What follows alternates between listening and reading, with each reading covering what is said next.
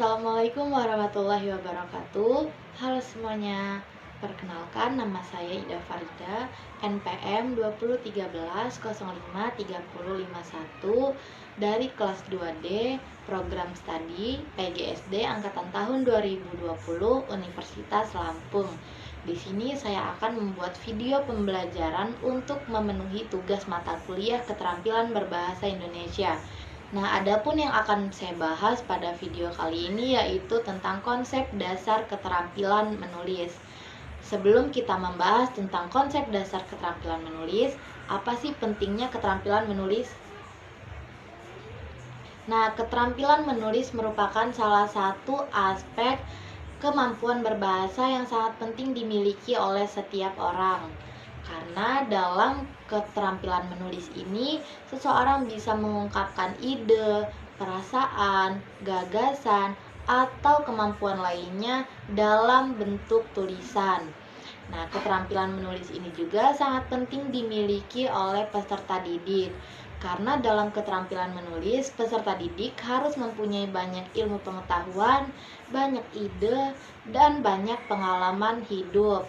Nah, yang dimana hal-hal tersebut merupakan dasar yang harus dimiliki dalam kegiatan menulis.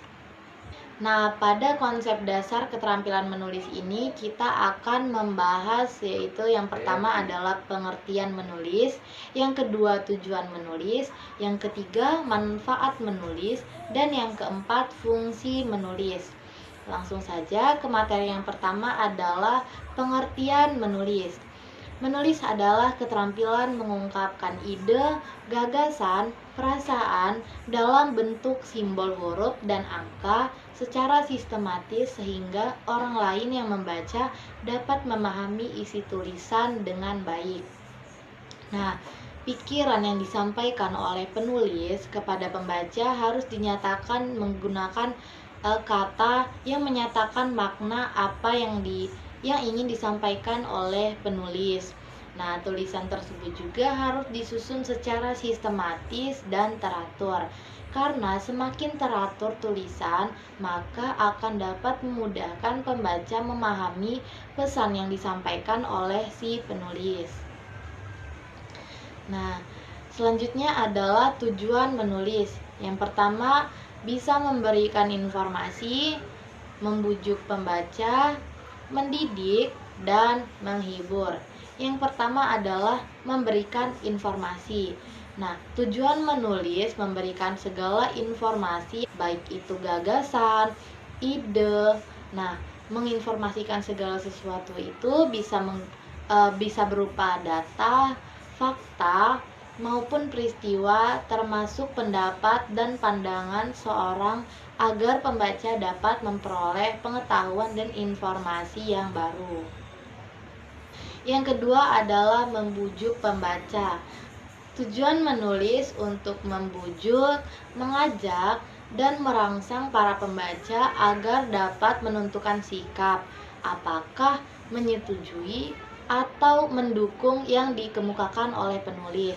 Nah, maka dari itu penulis harus dalam menulis harus menggunakan gaya bahasa yang persuasif.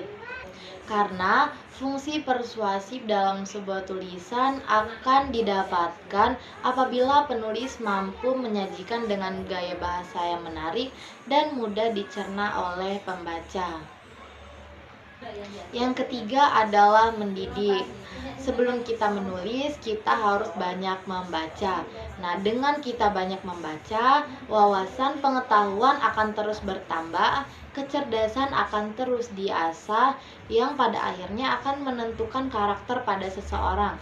Misalnya, pada orang-orang yang berpendidikan, cenderung terbuka, penuh toleransi, dan menghargai pendapat orang lain. Dan yang keempat adalah menghibur. Nah, tulisan-tulisan seperti yang ringan, yang kaya akan anekdot seperti pengalaman atau pengalaman lucu yang lainnya bisa menjadi bacaan yang dapat menghibur pembaca dikala pembaca sudah lelah dalam kegiatan aktivitas seharinya. Nah, dari tujuan-tujuan yang sudah saya jelaskan dapat disimpulkan bahwa tujuan menulis adalah agar pembaca mengetahui, mengerti, dan memahami informasi dari sebuah tulisan sehingga pembaca ikut berpikir, berpendapat yang berhubungan dengan isi tulisan. Serta tulisan juga bisa membuat seorang terhibur. Nah, yang selanjutnya adalah manfaat menulis. Manfaat menulis antara lain yang pertama dapat memperluas dan meningkatkan kosakata yang belum diketahui karena banyak membaca. Nah, dengan kita banyak membaca, kita akan banyak mendapatkan pengetahuan-pengetahuan baru dan banyak mendapatkan kosakata sehingga kita bisa meningkatkan dan memperluas kosakata tersebut. Nah, yang kedua, dapat melancarkan tulis-menulis, baik kalimat, paragraf, atau wacana.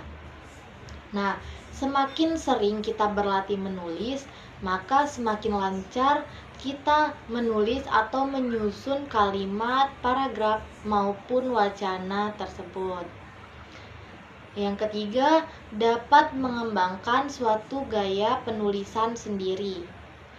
Nah, semakin sering kita berlatih menulis, maka dapat mendorong kita terbiasa mengembangkan gaya penulisan pribadi dan terbiasa mencari pengorganisasian yang sesuai dengan gagasan kita sendiri. Dan yang keempat adalah secara non-material dapat memberikan kepuasan batin. Nah, saat kita menulis, kita menuangkan ide, pikiran, gagasan, atau yang lainnya yang ingin kita ungkapkan dalam sebuah tulisan. Nah, dengan cara menulis ini kita akan dapat kepuasan batin.